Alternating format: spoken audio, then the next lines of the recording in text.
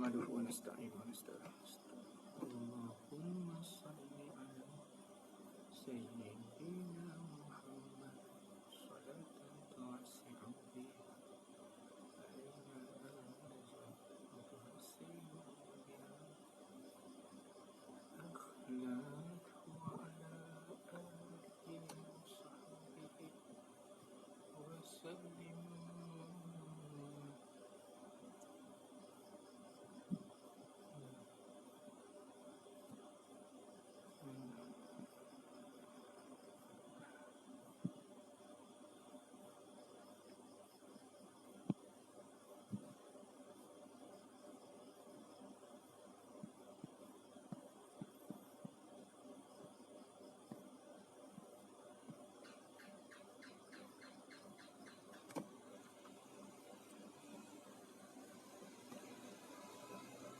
Bismillahirrahmanirrahim.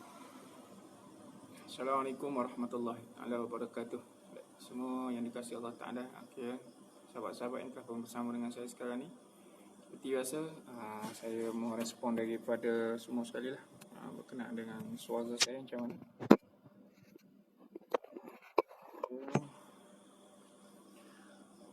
Suara saya dengar dengan baik? Minta respon dulu semua. Suara okey tak suara saya? Okey tak? Okey tak? Okey tak? Minta respon dulu semua. Suara saya macam mana? Okey.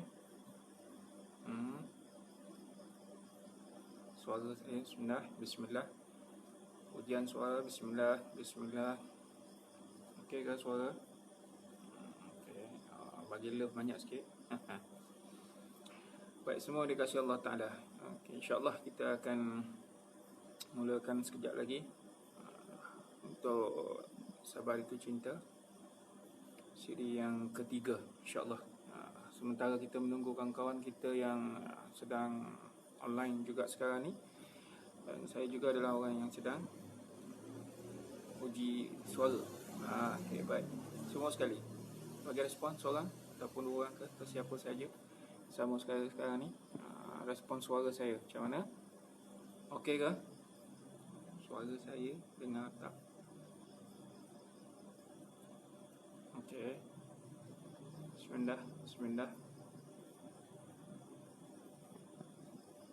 Alhamdulillah, Kampung Lombong clear. Alhamdulillah. Kampung Lombong clear. Alhamdulillah.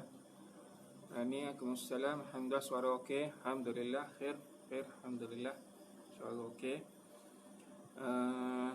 Baik. Alhamdulillah. InsyaAllah, kalau dah semua okey, suara okey, alhamdulillah. Semua sekali okey ya. Jauh sikit dengar, jauh sikit, tak clear sangat. Macam mana saya nak kuatkan ni? Kalau saya nak kuat, sebab saya gunakan ni. Okey, kejap ya.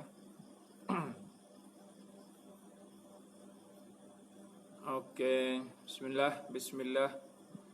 Alhamdulillah, wa nahmaduhu wa nasta'inu wa nastaghfiruh. Alhamdulillah. Okey semua? Okey suara ya? Okey, baik. InsyaAllah ta'ala aminin. Kita mulakan majlis kita, majlis ilmu malam ni, insyaAllah. Sabar Itu Cinta siri yang ketiga. Tajuk kita malam ni akan bincangkan tentang kesabaran terpuji ada pada waktunya. Okey, kesabaran terpuji ada pada waktunya. Baik, kita mulakan semua sekali majlis ilmu kita malam ni dengan membaca ulumul kitab Sirrul Fatihah. A'udzubillahi minasyaitonir rajim. Bismillahirrahmanirrahim. Alhamdulillahirabbil alamin. Arrahmanirrahim. Maliki yaumiddin. Iyyaka na'budu wa iyyaka nasta'in. Ihdinas siratal mustaqim. Siratal ladzina an'amta 'alaihim ghairil maghdubi 'alaihim waladdallin. Amin.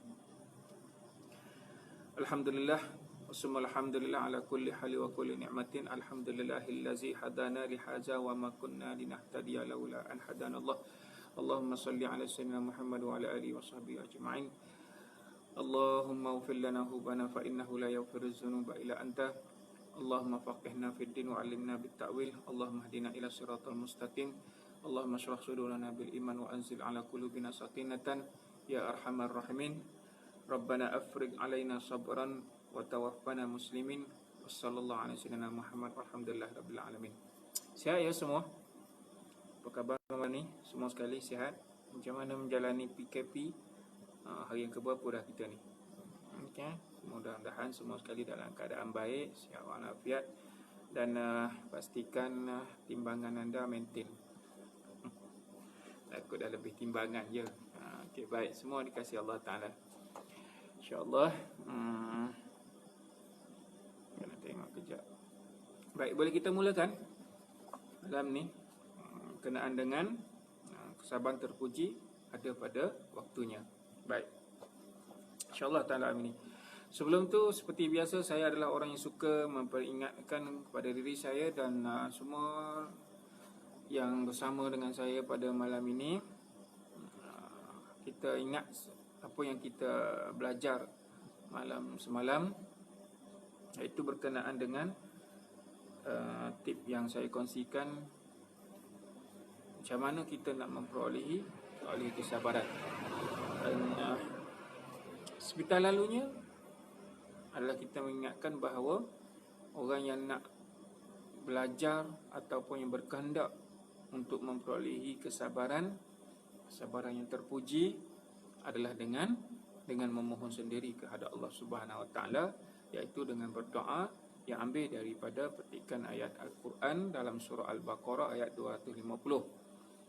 Kemudian kita baca juga doa daripada surah Al-A'raf ayat 126. Tadi yang saya baca tadi, Rabbana afriq alaina sabran wa sabbit aqdamana wansurna 'alal qaumil kafirin, itu surah Baqarah.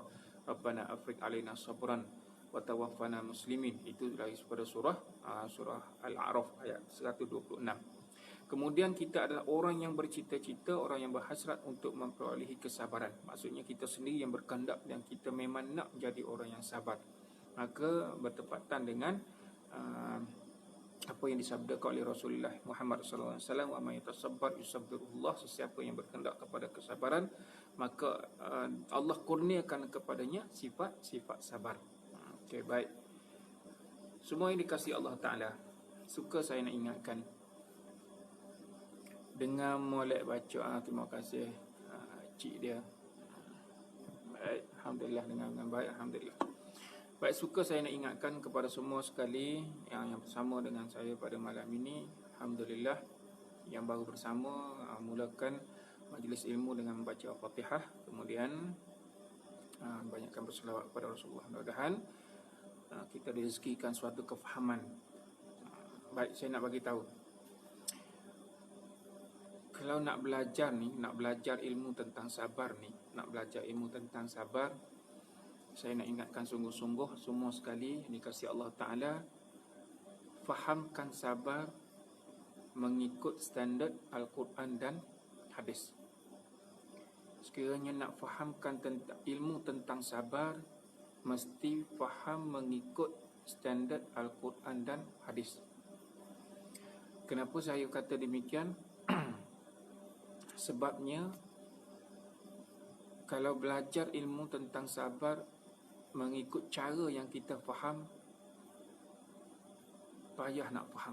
Jadi begitu nak bagi tahunya, kita sukar untuk memahami bagaimana sabar ini satu sifat yang terpuji, amat-amat dipuji oleh Allah Subhanahu Wa Taala, dan bagaimana kita nak mendapat ilmu tentang sabar itu sendiri.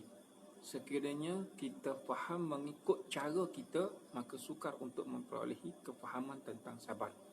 Maka suka saya ingatkan semua sekali, bila nak belajar tentang ilmu tentang sabar, kena belajar mengikut standard Allah, iaitu melalui firman-firman Allah Ta'ala dan juga melalui sabda Rasulullah SAW, kemudian apa yang telah disusun oleh para alim ulama, baru kita boleh kefahaman.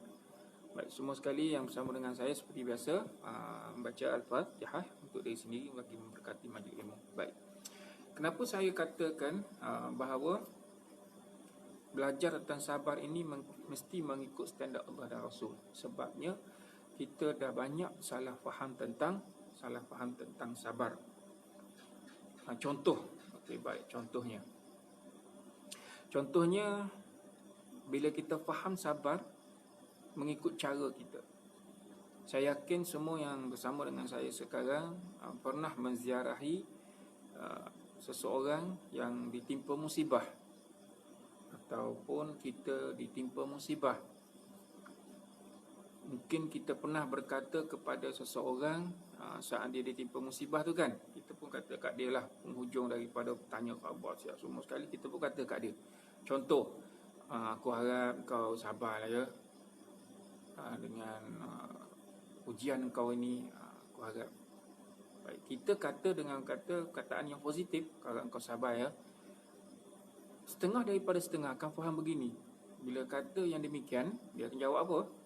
Pernah tak kita dengar orang jawab, sedaplah kau suruh aku sabar, tak kena kat kau tak apalah, kerana nanti kau tahulah sendiri macam mana nak tanggung benda ni. Contoh. Okey, baik. Pernah tak lalui situasi ni? Kalau pernah kita lalui situasi ini, ada pengalaman kita dengar orang kata begitu, maka dia faham sabar itu mengikut cara dia. Seolah-olahnya perkataan sabar ini perkara yang negatif, sesuatu ujian yang berlaku kat atas diri dia itu, saat kita kata sabar itu bagaikan suatu sindiran kat atas diri dia. Suatu sindiran, seolah kata dan muka kau kena pandailah tangguh sendiri, seolah-olahnya begitu. Tapi tak, salah sebenarnya begitu. Sebab dia ada satu perkara yang Masya Allah, tabarakallah, dia ada satu doa sebenarnya. Sebab itu saya kata, nak faham tentang sabar, kena ikut standard Allah dan Rasul. Baik.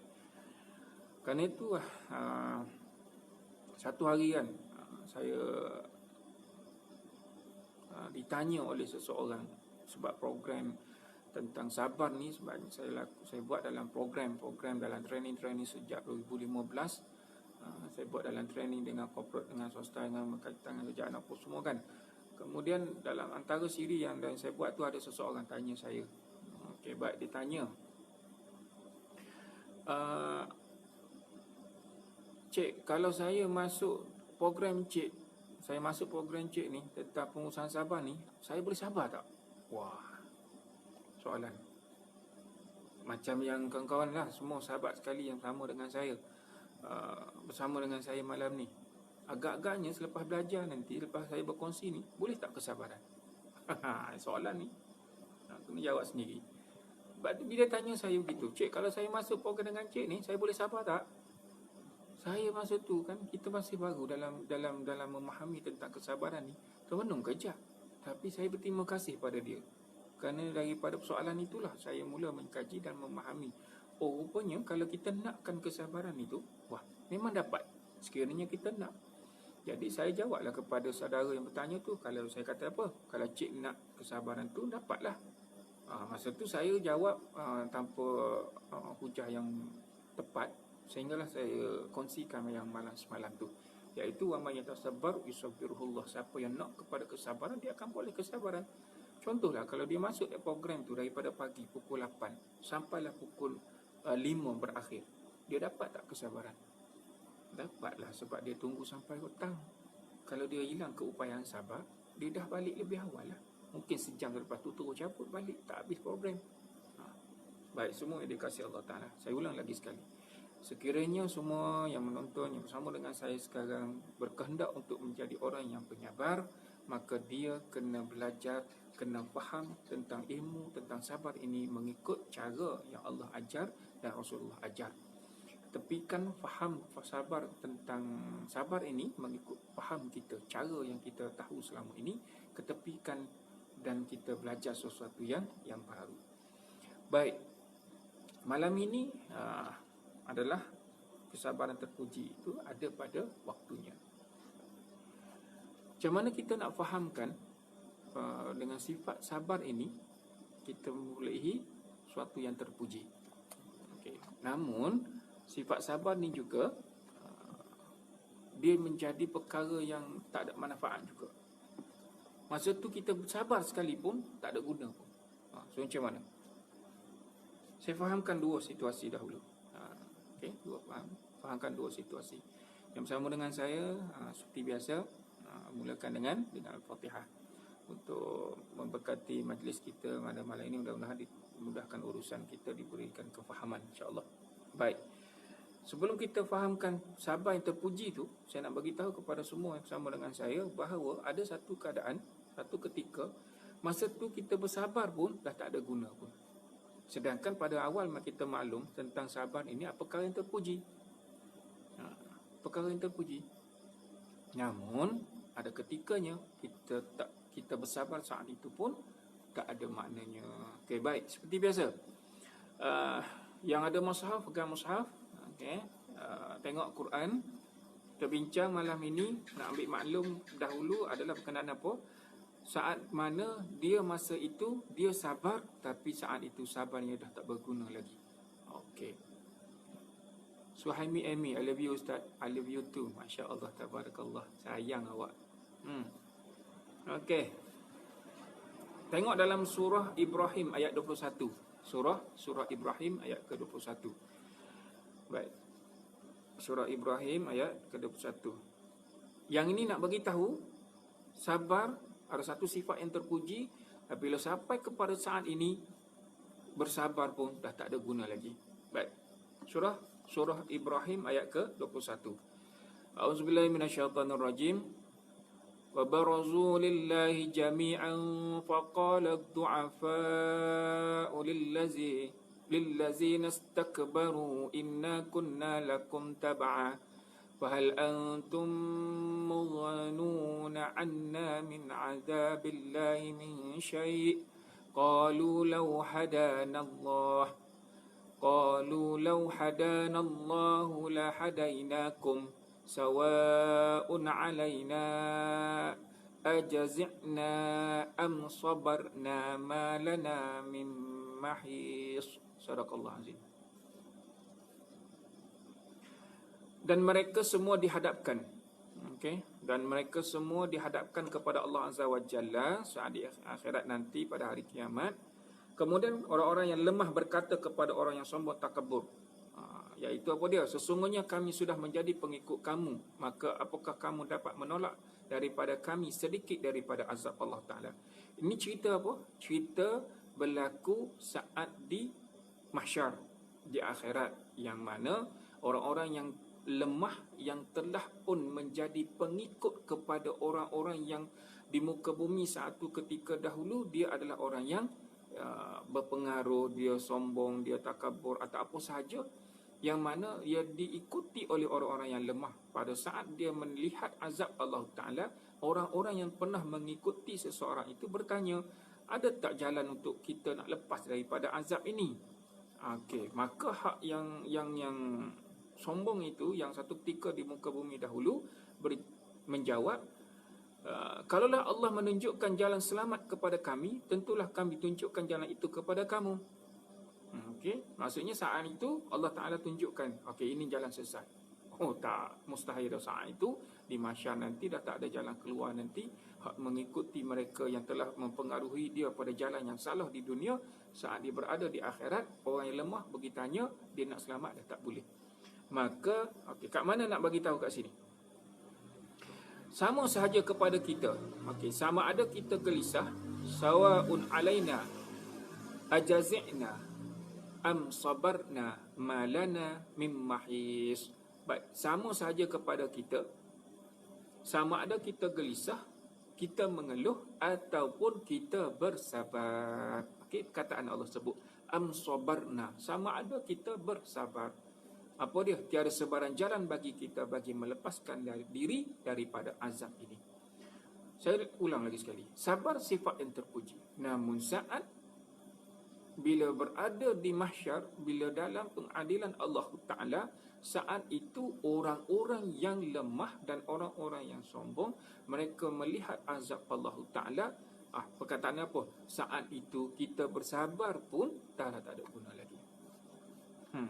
Kita bersabar, kita menunggu. Sabar ini apa dia? Makna sabar. Ingat tak? Tak ingat kan? Kita apa sebab saya tak bagi tahu lagi. Saya lagi catat. Cuma nak bagi tahu kat sini apa? Saat sabar waktu ini dah tak ada maknanya lagi. Sebab apa? Sebab dah tak boleh nak melepaskan diri daripada azab Allah Ta'ala. Maksudnya kita kena faham beginilah, bahawa sabar ini mana kita nak pakai? Kat mana kegunaan sabar ni sebenarnya? maka sabar ini digunakan sewaktu hayat kita di bumi Allah Ta'ala ini. Sabar, kat mana kita nak gunakan sabar? Sabar kita nak guna sewaktu hayat kita sekarang ini. So, macam mana? Maka semaksimum manakah selama ini kita memahami tentang pengurusan sabar? Pengurusan sabar. Semaksimum mana dah kita faham cara menguruskan sabar? Okey, baik, semua dikasih Allah Ta'ala. Itu saya kata tadi, sabar sifat yang terpuji. Namun saat di mahsyar nanti, dia tak ada apa makna dah sekali apa-apa. Sebab saat itu, azab Allah Ta'ala telah dilihat. Nak sabar macam mana lagi? Nak tak nak, kena tunggulah. Menerima ketentuan dan ketetapan hukum yang berlaku kat atas diri kita, sama ada kita akan ke syurga Allah Ta'ala ataupun ke neraka Allah Ta'ala, wa iyazubillah. Baik, ini antara adab yang diajar oleh guru. Bila mana kita mendengar perkataan syurga ataupun neraka, kita kena jawab apa? Cuba respon sikit. Hadirin, semua kan sahabat-sahabat, saya nak tengok juga apa yang kita jawab selama ni. Kalau kita dengar, okey, semua sekali insya-Allah kita akan ke syurga Allah Ta'ala, semua sekali bertemu di syurga Allah Ta'ala. Lazim akan menjawab insya-Allah. Guru ajar jawab, Allahumma rzuqni, ya Allah rezekikan kepada kami. Bila dengar perkataan syurga, sama ada daripada mana-manalah, dengar di kuliah ke ataupun baca buku ke atau apa saja bahasa-bahasa Quran tu, dengar perkataan ada lafaz-lafaz syurga apa, bacalah Allahumma rzuqni, ya Allah rezekikan kepadaku untuk memperolehi syurga Allah Ta'ala. Sebab kita masuk syurga Allah Ta'ala ni dengan kasih sayang rahmat daripada Allah Ta'ala. Allah rezekikan kepada kita. Baik, sekiranya mendengar neraka, nak sebut insya-Allah. Yang cari pasal. Okay. Dengan neraka, wa iyazubillah. Tak jauh lah ya Allah. Sebab kita tak ada kemampuan dan memang tak ada keupayaan langsung lah untuk menghadapi dengan semua daripada azab Allah Ta'ala. Baik, semua yang dikasihi Allah Ta'ala. Karena itulah saya nak bagi tahu malam ni, sabar yang terpuji ini, dengan memaknakan, dengan mengambil faham tentang makna dia. Okay? Makna dia, makna sabar itu sendiri. Yang bersama dengan saya malam ni adalah beberapa orang yang telah pun mengikuti pengajian-pengajian dan kuliah-kuliah sabar itu cinta dekat masjid-masjid dan surau. Mereka mungkin yang dah tahu, maksudnya untuk mengingati. Yang belum tahu, ambil sebagai satu catatan dan peringatan makna sabar. Okay, makna sabar. Makna sabar yang kita bincangkan 2 hari lepas adalah makna yang mengikut daripada makna iman. Apa yang disabdakan oleh Rasulullah Muhammad SAW. Kalau mengikut Imam Ghazali dalam kitab Ihya Ulumuddin, dalam bab sabar dan syukur, makna sabar kita fahamkan begini. Mengikut mudah faham 3M. Berapa M? 3M. M pertama, menahan diri dalam ketaatan. Apa itu sabar? Menahan diri dalam ketaatan. Apa itu sabar? Yang kedua, mencegah diri dari melakukan kemungkaran. Apa M yang ketiga? Menerima segala ketentuan. Baik. Apa itu sabar? Orang pun tanya, sabar ni apa ya? Sabar ni 3. Ini antara. Masuk banyak makna sabar ni. Daripada para alim-alim ulama maknakan dengan secara khususnya mengikut apa mereka melalui fasa ujian kehidupan dan mereka belajar, mereka ada makna-makna yang secara khusus. Cuma saya ambil mudah malam ni untuk kita mudah faham dulu, sebelum datang perbincangan yang lebih lanjut. Apa itu sabar? Sabar itu 3M. Apa dia? Menahan diri dalam ketaatan, mencegah diri dari melakukan kemungkaran, menerima segala ketentuan. Okey. Kalau makna sabar itu sendiri pun, sabara itu sendiri adalah maknanya menahan. Sabar-sabar itu sendiri dah bermaksud menahan. Okey, cuma daripada pengkhususan daripada kitab Ihya Ulumuddin memaknakan sabar itu pada 3M tadi. 3M apa dia? Nanti ada ruang masa tulis dekat bahagian komen itu. Menahan diri dalam ketaatan bermaksud selama mana kita duduk dalam sabar yang terpuji, ada waktunya. Jadi sabar itu terpuji. Sebab apa? Sebab kita menahan diri dalam ketaatan. Okey, terus berada dalam ketaatan. Macam mana rupa diri dalam ketaatan? Baik, tadi nak bagi tahu salah satunya apa dia? Iaitu berkenaan dengan sabar sewaktu berada di mahsyar saat berhadapan dengan azab Allah Ta'ala. Saat tu nak bersabar dah tak ada makna lagi dah. Okay, dah tak ada makna lagi dah. Walaupun saat tu dia menahan diri dia, tapi masa tu menahan diri dalam melihat azab yang bakal dia perolehi, ataupun hukuman yang bakal dia akan dapat. Okey, baik. Sekarang menahan diri dalam ketaatan, bila ia akan jadi terpuji? Bila akan jadi terpuji? Baik. Rujukan kita malam ini dalam surah baik kejapnya, surah Ar-Ra'd. Tak surah Al-Qasas malam ni. Masya Allah, tabarakallah, alhamdulillah, khair syuhada Umar, barakallah, selamat datang. Mulakan dengan Al-Fatihah. Okey, surah Al-Qasas. Surah Al-Qasas ayat ke-54. Surah Al-Qasas ayat 54. Okey, surah Al-Qasas ayat 54. Semua dah tengok ya, yang pegang mushaf tu. Baik. Macam mana sabar itu menjadi sabar yang terpuji? Dia ada waktunya. Saat kita menahan diri dalam ketaatan. Saat menahan diri dalam ketaatan, dia menjadi sabar itu saat yang terpuji. Bila mana? Okey, baik. Daripada surah Al-Qasas ayat 54, A'udzubillahi minasyaitonirrajim. Ulaika yu'tauna ajrahum marratain bima sabaru wa yadra'una bil hasanati wa bil hasanah. Okay, semula. Ulaika yu'tuna ajrahum marratain bima sabaru wa yadra'una bil hasanati sayyi'ata wa mimma razaqnahum yunfiqun. Sadaqallahu azim. Surah Al-Qasas ayat 54. Mereka itu diberi pahala 2 kali kerana beriman kepada Taurat dan Al-Quran, disebabkan kesabaran mereka. Okay, baik. Mereka itu yu'tauna ajrahum marrataini bima sabaru wa yadra'una bil hasanah sayyi'ah wa mimma razaqnahum yunfiqun. Kat sini dia menjadi sabar itu terpuji pada 3 keadaan. Pertama, dia mendapat 2 pahala sebab dia beriman kepada Taurat dan Al-Quran. Dengan kesabaran mereka itu beriman dengan Taurat dan Al-Quran.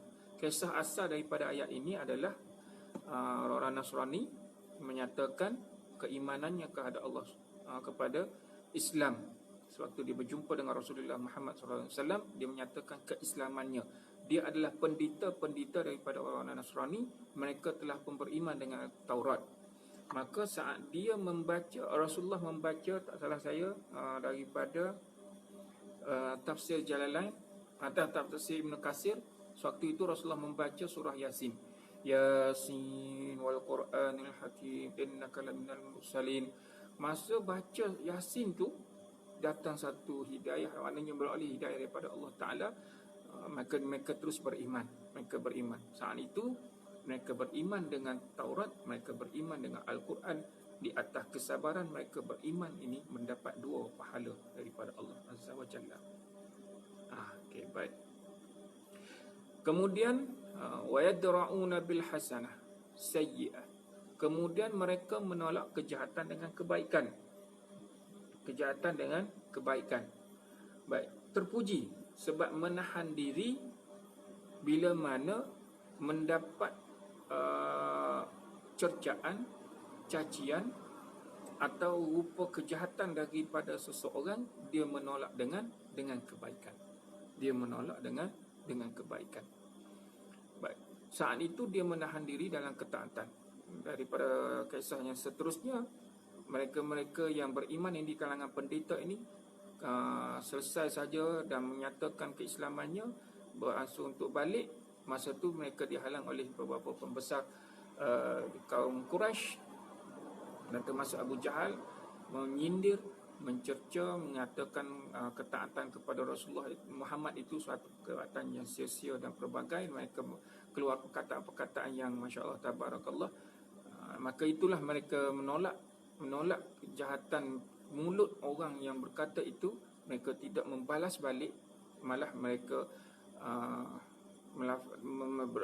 bergerak dan pergi dengan perkataan yang lebih baik kepada mereka, sebab dia kata aku lebih meyakini apa yang disampaikan oleh Muhammad. Okay. Dia faham sebab dia pun orang yang beriman dengan Taurat. Baik, semua dikasihi Allah Ta'ala. Berbalik kepada situasi kita semua sekali. Berbalik kepada situasi kita. Bagaimana kita menolak kejahatan dengan kebaikan. Yang mana duduk dalam makna yang pertama, menahan diri dalam ketaatan. So, macam mana selama ini kita menolak kejahatan dengan kebaikan? So, macam mana? Boleh respon ke? Ada pengalaman tak? Ada pengalaman? Saya bagi contoh mudah lah. Contoh. Kita balik keluar daripada masjid ataupun surau. Tiba ada orang pun yang selama ni memang tak puas hati yang kita, terus kata, tu rajin pergi ke masjid ke surau tu masuk syurga lah tu. Nak jawab apa? Cuba respon sikit. Nak jawab apa? Dari semua sekali. So, ini antara perkara yang kita boleh maknakan. Terpujinya sabar kita saat itu adalah bila mana kita boleh menolak kejahatan dengan kebaikan. Kita menolak kejahatan dengan kebaikan. Baik. Semua sekali yang baru sama dengan saya, mulakan dengan Al-Fatihah. Saya selalu ingatkan itu. Adik Musa kata doakan orang itu agar boleh hidayah untuk berubah. Masya Allah, tabarakallah. Amy daripada Terengganu, tabarakallah. Sihat ya Amy? Macam mana kita menolak kejahatan dengan kebaikan? Katanya doakan orang itu agar boleh hidayah untuk berubah. Okey, jawapan yang baik. Contohlah, ini contoh. Orang buat jahat masa tu, tiba kita pun doa masa mana? Doa depan dia terus. Ya Allah, ya Tuhanku, rezekilah kebaikan kepada orang ini yang kata macam tu. Begini-begini padaku. Doa terus masa tu. Okey, boleh baca terus. Masya Allah, terkejut orang tu. So, apa cara yang kita buat? Maka ini beberapa perkara yang perlu kita maklum dan faham. Sama ada kita boleh jawab terus pada masa itu, ataupun kita boleh seperti yang dicadangkan berdoa kepadanya. Alhamdulillah. Okay. So, baik. Menahan diri dalam ketaatan. Kita nak tanya, kita nak bincangkan. Surah An-Nahl ayat 126. Senyum. Okay, bagus. Satu tindakan yang baik. Maka itulah makna kita menahan diri dalam ketaatan. Saat kita boleh senyum. Orang buat macam-macam dah ni. Orang dah herdik, orang dah kata macam-macam ni depan kita. Kita boleh senyum. Alhamdulillah, khair, senyum. Yang ini antara tip ataupun kaedah untuk mengurus kesabaran. Dalam bab senyum nanti kita akan jumpa, insya-Allah. Insya-Allah saya akan berperingkat lah. Peringkat awal ni kita fahamkan dahulu pengurusan sabar ini adalah mengikut standard Allah dan Rasul. Tidak boleh faham ikut cara kita. Kalau tak, nanti kita banyak salah faham tentang sabar. Azira kata, jom masuk syurga sama-sama. Oh, tabarakallah. Bagus, insya-Allah. Khair, boleh cakap macam tu. Bagus. Salah satu. Cuma kita kena praktikal lah. Okey, baik. Sekarang kita tengok antaranya dalam surah An-Nahl ayat 126. Kita nak kait-kaitkan daripada menolak kejahatan dengan kebaikan. Baik, sekarang dalam surah An-Nahl ayat 126. An-Nahl 126. Allah berfirman, a'udzubillahi minasyaitonirrajim. Wa in 'aqabtum fa'aqibu bimithli ma 'uqibtum bih wa la in sabartum lahuwa khairun lis-sabirin. Sadaqallahul azim. Dan sekiranya kamu membalas kejahatan, maka hendaklah kamu membalas dengan kejahatan yang sama seperti yang ditimpakan kepada kamu. Dan sekiranya kamu bersabar, maka sesungguhnya itu adalah lebih baik bagi orang-orang yang sabar. Baik, sekarang Nur Aida kata diam, senyap, senyum. Oh, tak baik. InsyaAllah. InsyaAllah. Tulis. Baik, satu yang respon yang baik. Terima kita nak macam mana bentuk praktikalnya nanti, insya-Allah kita akan kongsi. Cuma sekarang kita tengok dalam surah An-Nahl ayat 126. Okey, rujukan ya, surah An-Nahl ayat 126, bila mana Allah Taala bagi tahu, wa in aqabtum fa'aqibu bimithli ma uqibtum bih. Ayat dalam surah Qasas tadi, ayat ke-54. Wa yadra'una bil hasanati sayyi'ah. Bila mana kita menolak kejahatan dengan kebaikan. Baik, bila kita faham yang ini, kejahatan, sekiranya kamu membalas kejahatan, maka hendaklah kamu balas dengan kejahatan yang sama. Kena faham begini. Ada orang tanya saya, ini dalam siri-siri training-training, kursus-kursus dan kuliah-kuliah yang telah dilalui sejak daripada tahun 2015. Dia tanya, Ustaz, kalau kita tengah kita kata sabar, masa dalam masa sabar tu boleh tak kita nak marah? Macam mana nak jawab? Okay, salah satulah nanti kita bincang. Lepas tu pula, dalam soal pula, berlalu cepat-cepat, kalau lama-lama jadi cerita lain. Apa tu? Okey, baik-baik. Itu jawapan tadi. Allah Ta'ala bagi tahu, saat kita ditimpa satu kejahatan, maka Allah Ta'ala bagi tahu, kamu nak balas balik boleh. Banyak ya? Surah An-Nahl ayat 126. Dengar baik-baik. An-Nahl 126. Wa in aqabtum fa'aqibu bimithli ma uqibtum bih. Dan sekiranya kamu membalas kejahatan, maka hendaklah kamu membalas dengan kejahatan yang sama. Maksudnya tadi, masa kita keluar ataupun saat itu berhadapan dengan seseorang sedang hamun kita, maki kita, caci kita dan pelbagai, baik, kalau dia mahamun dan caci maki kita, skala 5. Skala 5. Dengar, skala 5. Nak balas balik tak? Silakan balas balik skala 5. Sekufu, sama. Orang caci kita skala 5, balas dia dengan balik skala 5. Sama juga tiba-tiba orang datang pada kita, pam-pam penampar kita dengan skala 5. Balas balik skala 5. Sama, kena sama. Sekiranya nak balas. Ingat ya? Tiba kita ni terkejut, kena penampar. Kena penampar, terkejut. Orang bagi dengan skala 5. Kita balas balik, campur dengan terkejut, skala 7. Bagi lagi sekali, balas balik skala 7. Macam mana? Orang tu terkejut balik, kata, aku bagi tadi kau skala 5, tiba-tiba kau balas aku balik dengan campur terkejut jadi skala 7. Orang tu balas balik pada kita skala 10. So, nak tanyanya, agaknya selesai tak isu ni? Selesai tak? Aku tampar kau, kau tampar aku, malalah sekali, teruk dengan gitu. So, macam mana hadirin semua dikasihi Allah Ta'ala? Kalau kita fahamkan daripada ayat ini, wa in aqabtum fa'aqibu bimithli ma uqibtum bih, maka kalau nak balas, maka balas dengan setara, sama. Sampai satu masa, soalan. Ini dalam sudut lain. Tiba orang tu santau kita. Contoh. Orang sampai tak puas hati yang kita santau kita. Baik, soalan. Kita nak santau lah. Tuku Azhar, Waalaikumsalam. Tanya soalan ni. Orang santau kita, adakah kita nak santau dia balik? Tengok jawapan. Wala in sabartum lahu khairun lis-sabirin, dan sekiranya kamu bersabar dengan menahan diri dalam ketaatan. Menahan diri dalam ketaatan.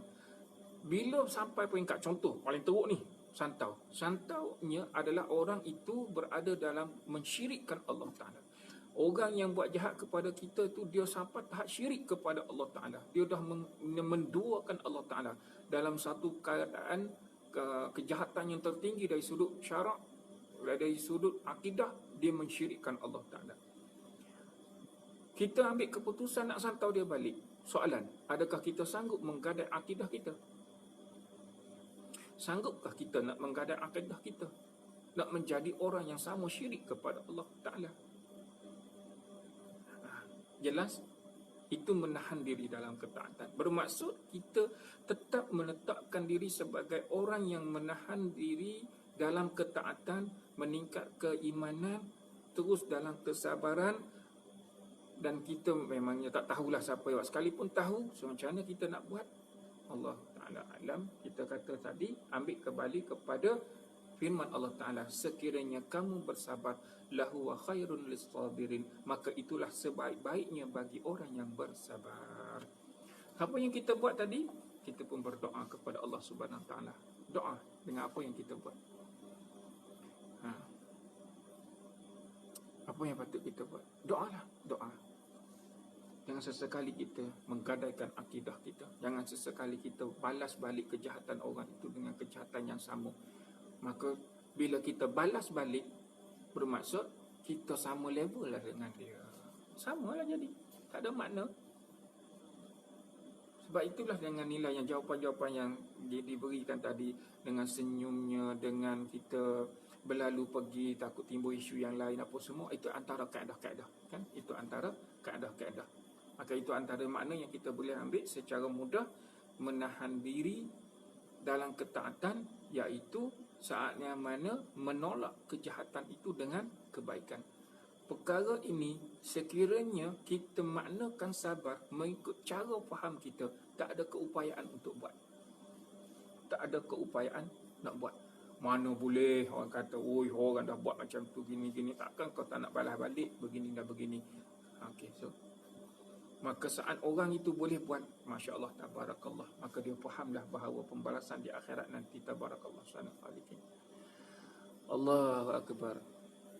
Kalau kita minta Allah pulangkan santau dari semula ke empunya, cara mana? Allah Ta'ala alam. Kita tak payah fikirlah sebenarnya. Tak payah fikir daripada siapa ke apa semua sekali. Fikir kita tak membantu untuk membangunkan potensi keimanan, kesabaran dalam diri kita.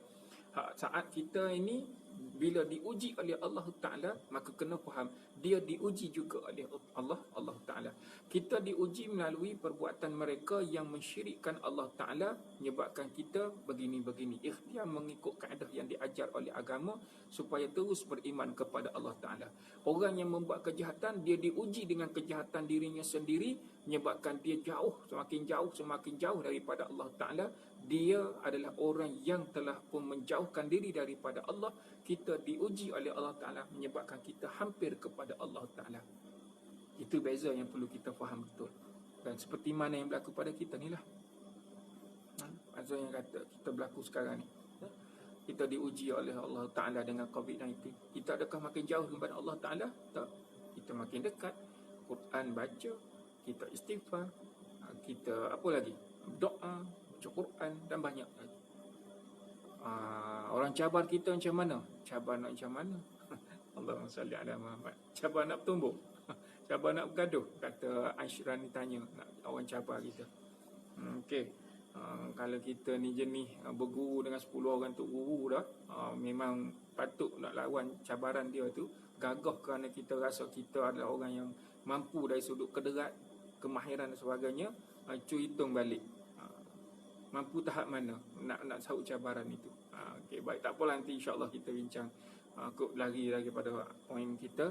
Apa pun nanti sekiranya ada apa ni kelapangan tu, saya PM, saya akan jawab. Cuma sepintas yang perlu kita faham dari sudut makna sabar tadi, nak ambil maklum bahawa menahan diri dalam ketaatan. Nak fahamkan itu dulu. Maksud macam mana yang kita boleh kejahatan yang orang lakukan kepada kita, kita boleh tolak dengan baik.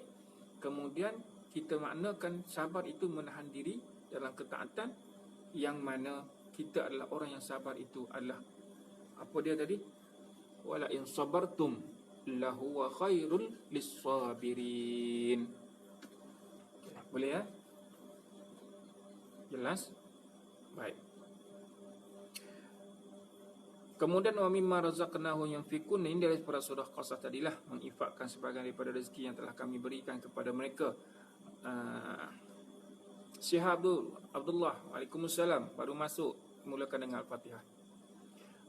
Patutkah kita diam saja? Baik, beginilah. Diam itu lebih baik pada saya lah. Saya contohkan begini, berkenaan dengan sahabat kita bertanya. Sahabat kita bertanya, sekiranya kita dicabar, nak jawab balik ke, nak lawan balik ke, atau macam mana? Baik, saya contohkan begini hadirin. Semua ini kasih Allah Ta'ala. Ni cerita lama ni. Ni cerita lama. Cerita lama berlaku pada saya sendirilah. Cerita zaman-zaman sekolah dulu. Seorang hamba Allah Ta'ala ni, masa tu saya bersekolah di Sekolah Amir Indra Petra, Berih Kubur Besar, Kelantan lah. Okay.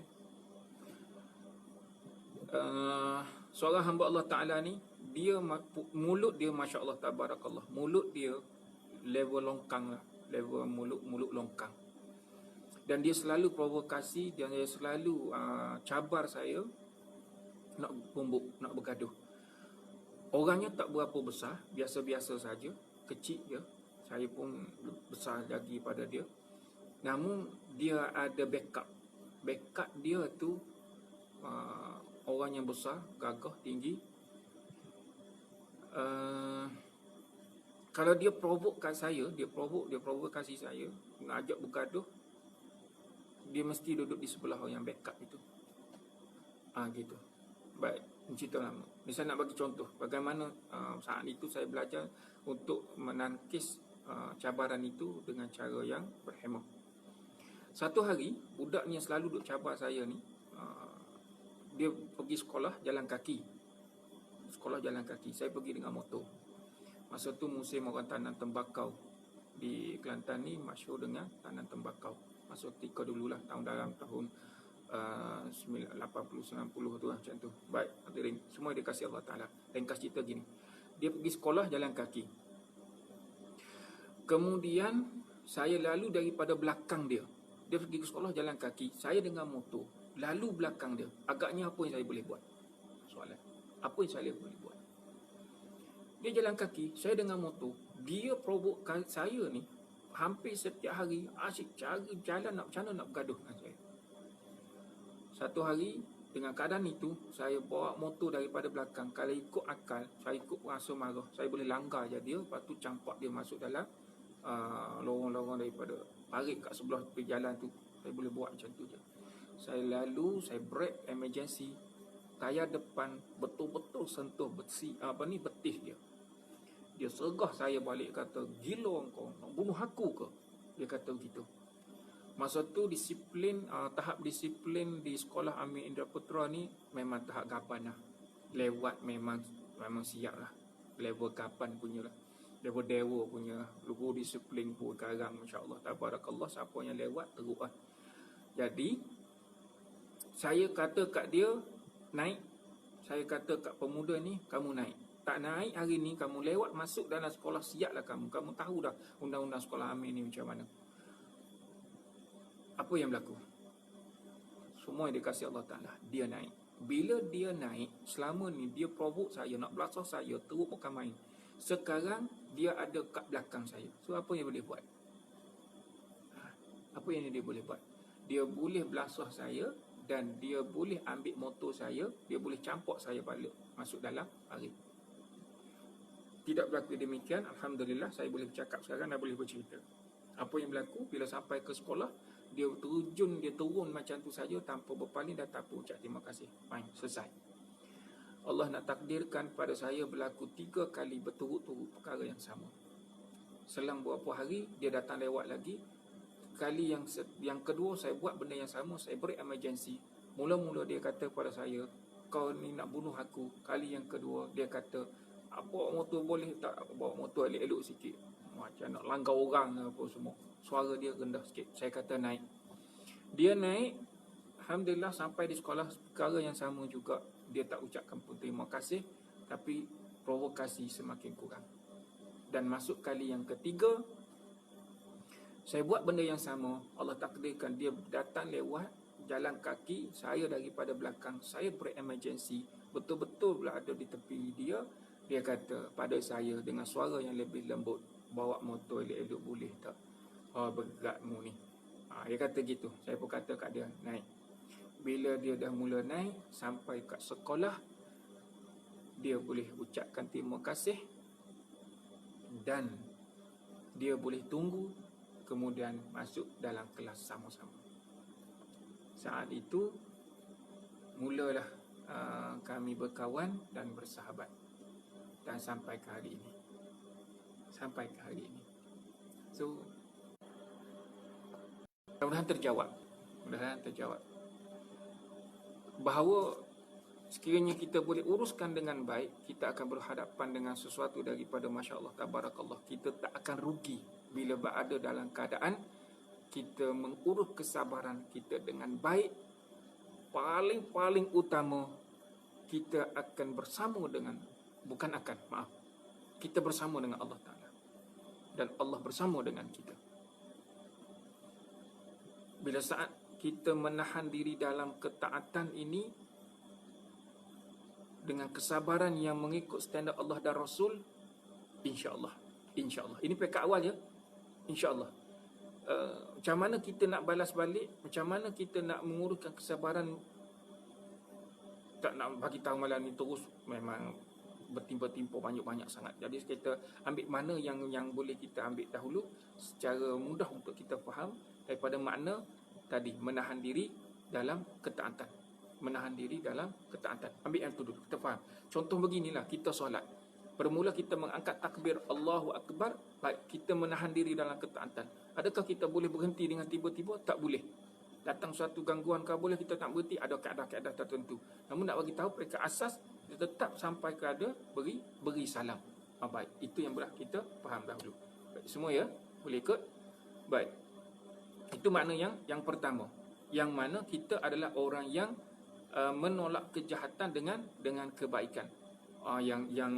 Yang kawan tadi tu yang jadi selalu backup kepada kawan yang selalu provokasi itu, doakan mudah-mudahan Allah tempatkan dia di kalangan orang-orang yang beriman, kerana dia pun dah lama meninggal. Yang backup badan besar tu dia dah lama meninggal.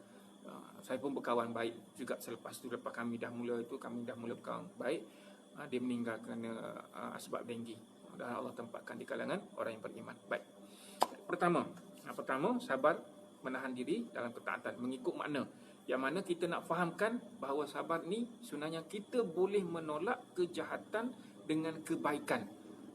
Namun Allah Ta'ala bagi tahu kepada kita, kalau kamu nak balas juga, baik, balas dengan kadar yang sama. Balas kena kadar yang sama. Namun bila wala in sabartum lahu khairun lis-sabirin, saat kamu bersabar, sabar yang macam mana? Okey. Banyak perkara saya boleh bagi tahu. Cuma kita ambil beberapa peringkat, sebab sabar ada dua, sabar pasif, sabar aktif. Sabar ada dua situasi dia. Dia boleh sabar dalam keadaan pasif, dia boleh sabar dalam keadaan dia aktif. So macam mana kita nak fahamkan dua ni pula, insya-Allah. Cuma kita ambil makna yang kedua, mencegah diri dari melakukan kemungkaran. Baik, tadi menahan diri dalam ketaatan, kemudian mencegah diri dari melakukan kejahatan, kemungkaran. So macam mana kita ni, maksud tadilah, saat kita dah menahan diri dalam ketaatan, yang mana kita menolak kejahatan itu dengan kebaikan, kita cegahlah diri kita. Cegah diri daripada melakukan kemungkaran. Betul berhadapan dengan kita. Kita maknakan menahan diri tadi. Kalau dah berdepan kita, orang kata begitu dan begini, ambil faham satu je. Bila orang caci maki saat itu, so kita balas balik, maka kita dengan dia sama level. Sama level. Sama-sama tak cerdik. Okay? Sabar pasif, sabar aktif, kita akan bincang nanti sama. Cuma ambil makna tentang sabar yang kedua, mencegah diri dari melakukan kemungkaran. Baik, saya yakin dan percaya selalu mendengar apa yang antaranya Allah firmankan, fasta'inu bis sabri was salah, bahawa pertolongan dengan Allah Ta'ala melalui sabar dan solat. Okay, baik, ambil makna gini. Kita tahu tak matlamat ataupun natijah selepas kita solat itu, apa yang kita dapat sebenarnya? Sebenarnya kita dapat apa? Dapat menahan diri dari melakukan kemungkaran. Sebab apa? Sebab Allah Ta'ala bagi tahu, innas salata tanha 'anil fahsya'i wal munkar. Sesungguhnya dengan kamu solat itu akan mencegah diri kamu daripada melakukan perkara keji dan munkar. Maka tolong tanya pada diri. Saya tanya pada diri saya tanya kepada semua sekali yang bersama kita pada malam ini. Selama kita mengerjakan solat selama ini, terhalang tak kita daripada melakukan kemungkaran? Selama kita solat hingga usia kita saat pada hari ini, selama ini kita solat, terhalang tak diri kita daripada melakukan perkara keji dan mungkar? Bertanya, benda ni kena tanya dan kita menjawab. Sekiranya selama ini kita mengerjakan solat, tapi perkara keji dan mungkar masih berlaku pada lidah kita, tangan kita, kaki kita dan seluruh rasa yang ada dalam diri, masih lagi berlaku perkara keji dan mungkar, apa yang tak kena dengan solat kita? Soalannya begitu. Apa yang tak kena sebenarnya dengan solat kita? Allah bagi tahu solat itu mencegah kamu daripada perkara keji dan mungkar. Allah bagi tahu kamu nak mohon pertolongan dengan Allah. Dengan apa? Dengan kamu sabar dan mengerjakan solat. Tiba kita solat, perangai kita, keji kita, mungkar kita, perangai tak senonoh kita masih berlaku. Soalan, apa yang tak kena dengan solat kita? Kenapa dengan kita mengerjakan solat tak terhalang dan tak tercegah pun diri kita dari melakukan kemungkaran itu sendiri? Allahumma salli ala sayyidina Muhammad. Semua yang dikasihi Allah Ta'ala, semua yang kita kena maklum dan faham. Macam mana kita nak mencegah diri daripada melakukan kemungkaran selama ini? Macam mana kita mohon kepada Allah Ta'ala? Malam semalam kita dah bincang. Kita minta, Ya Allah, Allah barzukani. Nada, Rabbana afriq alaina sabran. Ya Allah, limpahkanlah kepada kami sifat-sifat sabar. Amin. Wasabit aqdamana, dan teguhkanlah pendirian kami. Amin. Wansurna alal qaumil kafirin, dan menangkanlah kami, ya Allah, daripada ke atas orang kafir. Semua ini kasih Allah Ta'ala. Maka mencegah diri dari melakukan kemungkaran. Cegah kita. Salah satunya tadi apa? Yang kita buat perkara-perkara yang boleh terjebak je kepada kemungkaran itu, kita cegah. Kalau dengan solat itu mampu dan boleh menahan kita daripada melakukan kemungkaran, alhamdulillah. Maka solat kita mencapai satu tahap yang kualitinya yang masya-Allah semakin baik, semakin baik, semakin baik. Maka bila berlaku lagi kemungkaran yang berlaku kat atas diri kita, sedang kita orang-orang yang mengerjakan solat itu dengan sebaiknya, ataupun kita orang yang mendirikan solat itu, Masya Allah, kok ada lagi beberapa perkara yang tabarakallah lah, yang terlepas pandang dari sudut pemahaman kita. Baik, maka semua yang dikasihi Allah Ta'ala, makna sabar yang kedua tadi adalah mencegah diri dari melakukan kemungkaran. So, sabar dari sudut mana? Sabar dari sudut lidah kita, sabar dari sudut rasa kita, sabar dari sudut mana lagi? Tingkah laku kita. Malam pertama yang lalu kita bincangkan tentang sabar ni, saya nak ingatkan lagi sekali, saya ingatkan diri kita sendiri dan diri saya, apa dia yang kita fahamkan tentang sabar ni sebenarnya adalah kita sedang mengakhlakkan diri kita. Apa itu natijah daripada sabar? Kalau tadi natijah daripada solat, kita nak menjadi orang yang boleh mencegah diri dari melakukan perkara keji dan mungkar. Natijah daripada solat itu, sabar itu pula adalah kita nak menjadi orang yang semakin beradab. Kenapa? Kerana sabar itu adalah orang yang mengakhlakkan dirinya. Bermaksud tingkah laku kita semakin baik, perangai kita makin baik, tutur kata kita makin baik. Bila terjebak dengan perkara-perkara yang mirip kepada perkara keji dan mungkar, kita dah boleh menjauh dan menjarakkan diri dari melakukan perkara yang demikian. Maka ini yang perlu kita maklum dan faham dari sudut kita sendiri, yang kita merasai saat berlaku sesuatu itu dia syibis atau dicenderung kepada perkara keji dan mungkar. Kita yang tahu, kita yang merasa, boleh tak kita cegah? Boleh tak kita cegah? Sekiranya kita dah mula belajar untuk mencegah, maka di situlah berlakunya pengurusan sabar. Berlakulah di situ pengurusan sabar. Minta maaflah kalau kata selama ini kita selalu mendengar tentang pengurusan marah, kita selalu dengar pengurusan stres, pengurusan emosi profesional. Terpulang, tak apa, belajarlah. Nak tajukkan apa pun silakan. Atas apa yang telah melalui pengalaman yang telah kita lalui. Cuma saya mengambil satu pendekatan, saya kata mengikut apa yang kita faham, mencegah itu lebih baik daripada merawat ke, atau apa yang kita boleh faham bahawa apa dia, Allah Ta'ala dah ajar kepada kita satu perkara yang lebih utama. Sebelum datangnya marah, sebelum datangnya stres, sebelum yang tu berlaku perkara-perkara yang ada dalam diri kita ini, belum berlaku itu, dah ada benteng yang pertama di hadapan yang perlu kita uruskan, iaitu sabar. Maka maknakan sabar mengikut standard Allah dan Rasul, bukan maknakan sabar mengikut apa yang kita tahu selama ini. Saya nak ulang, sekiranya kita maknakan sabar mengikut cara kita, kita tak akan bertemu kefahaman tentang sabar. Kita tak akan bertemu, kita akan faham sampai bila. Bila pun tentang sabar, sampai satu tahap orang sebut kepada kita sabar ya, pun kita kena marah. Baik, semua yang dikasihi Allah Ta'ala. Maknanya tadi, berkaitan apa? Kita ambil dua surah tadi ya. Surah pertama daripada surah Qasas, berkenaan dengan beroleh 2 kali pahala di kalangan orang yang daripada orang Nasrani tadi yang beriman kepada Al-Quran, beriman kepada Taurat, menyatakan keislaman dia, dan mereka juga menolak kejahatan dengan kebaikan. Kemudian mereka menginfakkan sebahagian daripada rezeki yang telah kami berikan kepada mereka. Ini antara cara-cara keadaan-keadaan mendapat sabar yang terpuji. Mana kita maknakan sabar tadi mengikut Imam Ghazali daripada kitab Ihya Ulumuddin dalam bab sabar dan syukur, iaitu menahan diri dalam ketaatan, mencegah diri dari melakukan kemungkaran. Berikut ya, 2 perkara. Dan yang ketiga, 3M. 3M. Okey, 3M. Dan tadi juga kita merujuk daripada surah An-Nahl ayat 126. Okey. M yang ketiga, iaitu menerima segala ketentuan. Menerima segala ketentuan. Baik, cabaran kita dalam pengurusan sabar ini berlaku di yang ketiga ini. Berlaku pada perkara yang ketiga ini, iaitu menerima segala ketentuan.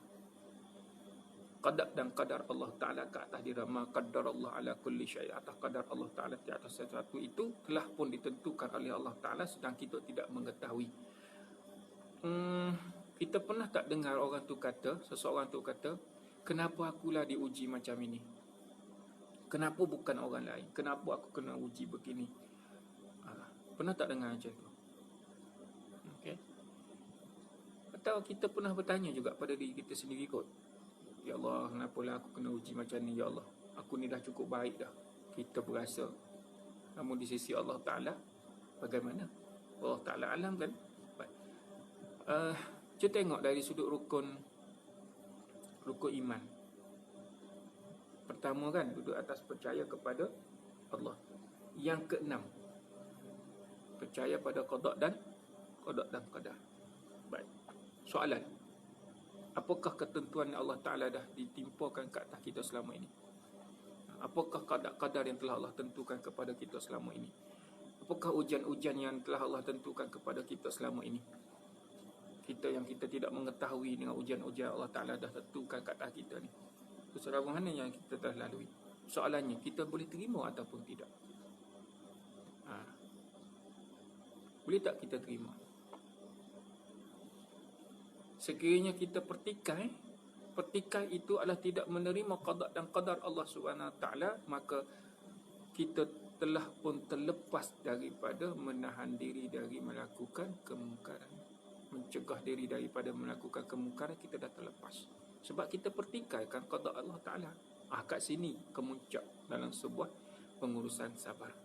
Sebab itulah dalam pengurusan sabar, saya nak ulang lagi sekali, sungguh-sungguh, dia kena belajar mengurus sabar ini mengikut standard Allah dan Rasul.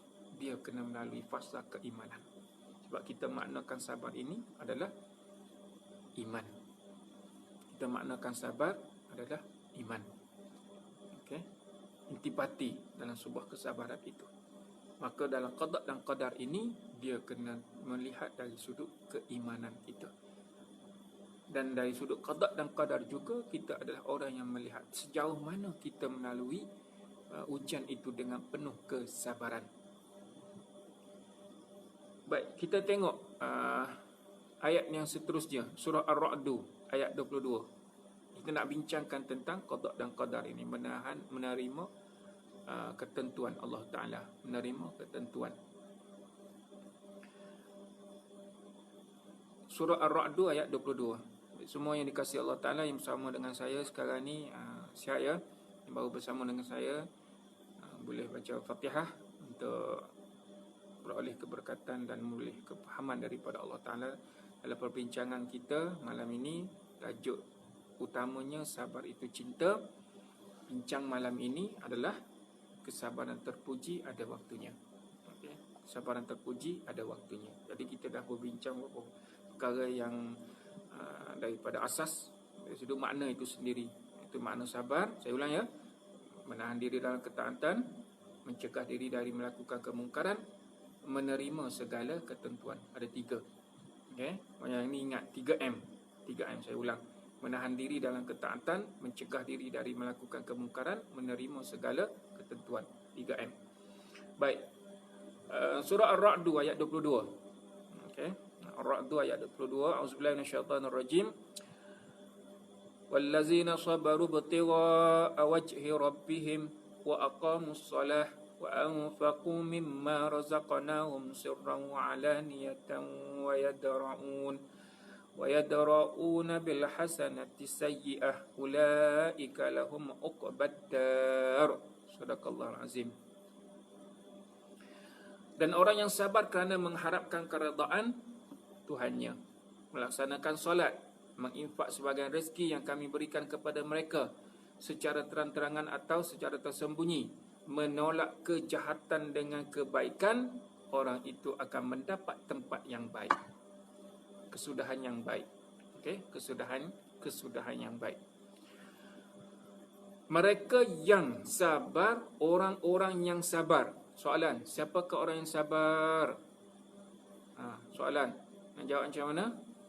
Malam semalam yang saya tanya, ya ayyuhallazina amanu, wahai orang-orang yang beriman. Siapakah orang yang beriman? Jawab macam mana? Saya. Siapakah orang yang sabar? Saya. Kenapa saya kata saya orang yang sabar? Kerana saya nak menjadi orang yang penyabar. Macam mana? Kerana kita dah pun berdoa kepada Allah Ta'ala. Cerita kuliah malam semalam. Yang baru bersama dengan saya, boleh tengok kuliah yang malam semalam. Baik, sekarang Allah tanya, Allah bagi tahu, dan orang yang sabar, kenapa? Mengharapkan keredaan Allah. Allah redha kat atas diri kita. Kita dapat keredaan Allah radhiyallahu anhum wa radu'an. Zalika liman khasyiya rabbah. Maksudnya orang yang menerima qada dan qadar Allah Ta'ala ini adalah orang yang redha. Dia terima dengan penuh keimanan. Dia tak pertikai. Maka saat dia pertikai, maka hilang keupayaan sabar. Hilang keupayaan sabar. Kenapa saya sebut hilang keupayaan sabar? Ingat lagi tak? Kerana kita maknakan sabar itu iman. Bila kita kata, kau jangan sampai aku hilang sabar, tukar perkataan sabar kepada iman. Kau jangan sampai aku hilang iman. Allahu Akbar. Hilang iman, nak ke mana kita? Tak bertemu syurga Allah Ta'ala. Allah tak redha kepada kita. Bila saya kata perkataan, saya hilang keupayaan sabar, bermaksud dia masih lagi ada sabar. Dia masih lagi ada iman. Nipis. Masih sabar tak? Ya ada, menipis. Iman kita ada rasanya meninggi, ada kadarnya merendahkan, menipis dan menebalkan. Sabar sama juga. So masa itu, bila mana kita diuji, saat itu keredaan Allah yang kita nak. Bila pertikai, kita dah mula hilang keupayaan sabar. Qada dan qadar, terima dengan penuh keredaan daripada Allah Ta'ala. Sebab itulah dalam pengurusan sabar kena kaitkan dengan iman. Sekiranya tidak dikaitkan dengan iman, maka akan timbullah pelbagai persoalan. Rugilah kalau aku sabar selama ni. Rugilah aku sabar selama ni menyebabkan orang begini. Dari sudut pandang akal, dari sudut keduniaan, begitulah kita akan tafsirkan tentang sabar. Selama ni aku buat baik pada engkau begini, ini yang kau balas balik pada aku. Qada dan qadar Allah Ta'ala. Kita tak tahu pun apa yang natijah akan berlaku kat atas diri kita. Selama ini kita adalah orang yang beriman dan sentiasa bersangka baik dalam keadaan mengharapkan keredaan Allah Ta'ala. Qadar Allah Ta'ala telah pun meletakkan sesuatu kat atas diri kita. Kita tak tahu. Maka nilai dengan nilai keimanan inilah yang melihat keadaan kita boleh mengurus kesabaran dengan baik. Masya Allah, tabarakallah. Selamat datang Da'i Izhar. Tabarakallah. Orang hebat-hebat ni. Khair. Mulakan dengan Al-Fatihah.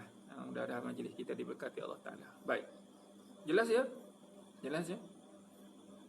Allahu Akbar. Kita nak keredaan daripada Allah Subhanahu Wa Ta'ala. Maka orang itu adalah orang yang mendirikan solat. Mendirikan solat. Tadi kita dah bincang mendirikan solat. Kemudian wa anfaqu mimma razaqnahum sirran. Sama ada dia tu menerima secara terang-terang atau sembunyi. Orang yang boleh buat kebaikan dan kekal dalam kebaikan itu, maka dia adalah dalam keadaan sabar yang terpuji. Dan kita nak mengekalkan kebaikan itu perlu tak kesabaran? Ya. Kita nak kekal jadi orang baik, perlu sabar tak? Ya. Kenapa? Kerana syaitan tidak pernah berputus asa untuk menyesatkan kita. Malam kita pun dah bincang tentang apa? Tentang bagaimana para musuh-musuh Allah Ta'ala ini senantiasa mencari jalan untuk menyesatkan kita, menyusahkan kita agar kita jadi orang yang kufur dan berlari akidah. Maka untuk kekal menjadi baik adalah perlukan kesabaran yang tinggi dan mesti minta dengan Allah Azza wa Jalla. Kemudian wa yadra'una bil hasanati sayyi'ah. Lagi sekali dalam surah Ar-Ra'd, lagi sekali Allah Ta'ala bagi tahu kita menolak setiap daripada kejahatan itu dengan kebaikan. Kejahatan itu dengan kebaikan, dengan kaedah yang kita insya-Allah akan bincangkan nanti. Antara lain dah kita dah bincangkan tadi daripada surah An-Nahl pun ada, kan? Allahumma salli ala sayyidina Muhammad, Allahumma salli ala sayyidina Muhammad. Maka tadi saya perasan, adakah kita daripada soalan tadi insya-Allah ada kot tanya berkenaan dengan kita bersabar ni, dan selama mana rugi ke tak, ataupun apa lagi ya, dengan kita bersabar ini apa yang kita akan dapat. Allah kata bagi kesudahan yang terbaik. Jadi dapat kesudahan yang terbaik kita akan dapat. Kena ingat ya, kena ingat urusan sabar ini di dunia. Orang yang beriman meyakini kehidupan di akhirat. Soalnya sekarang qada dan qadar itu berlaku di dunia sekarang. Maka natijah yang kita akan perolehi di mana? Kita akan dapat jawapannya di akhirat nanti, yang akan menentukan kedudukan kita di syurga ataupun ke neraka. Ya'zubillah. Auzubillah. Kita tak nak. Namun keadaan ini yang perlu kita faham. Natijah yang terbaik. Baik, soalan. Soalan. Orang yang sabar ini akan masuk syurga. Setuju?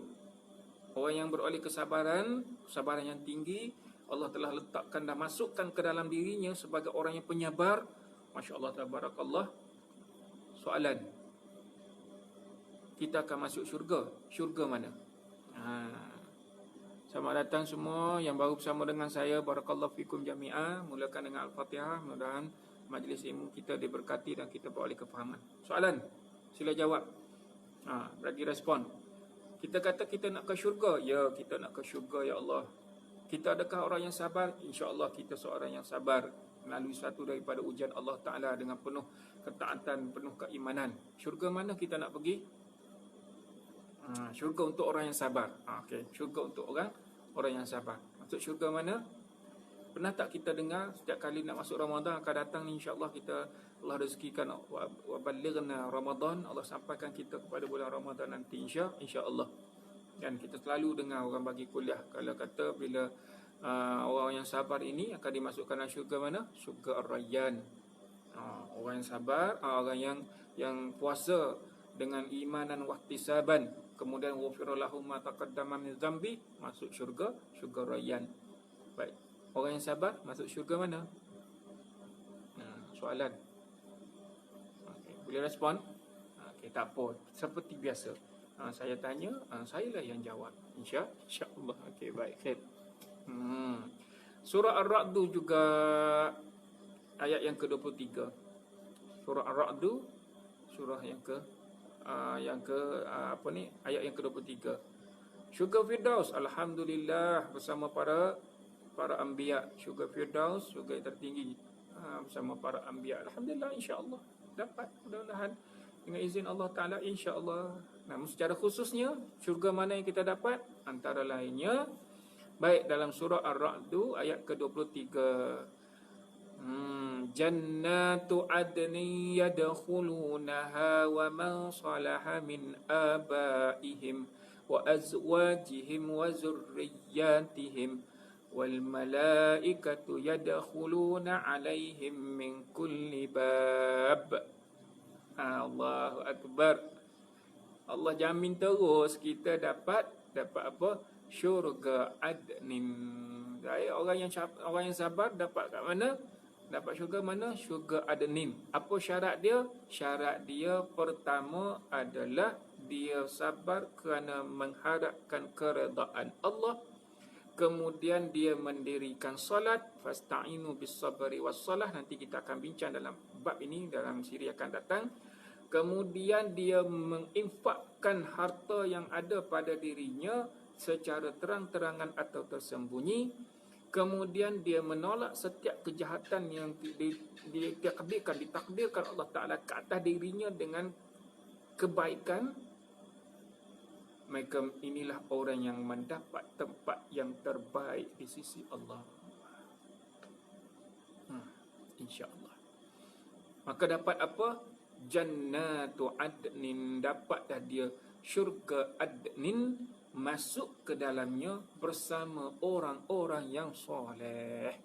Dia masuk ke dalam waman salaha. Dia dapat masuk dalam syurga adnin dengan sebab dia redha kepada Allah Ta'ala dengan penuh kesabaran bersama orang-orang yang soleh di kalangan nenek moyangnya yang terdahulu. Untuk nenek kita yang beriman kepada Allah, yang amal soleh selama ini, dengan pasangan-pasangan kita, dengan anak cucu kita, dengan zuriat keturunan kita, dapat masuk ke dalam syurga adnin.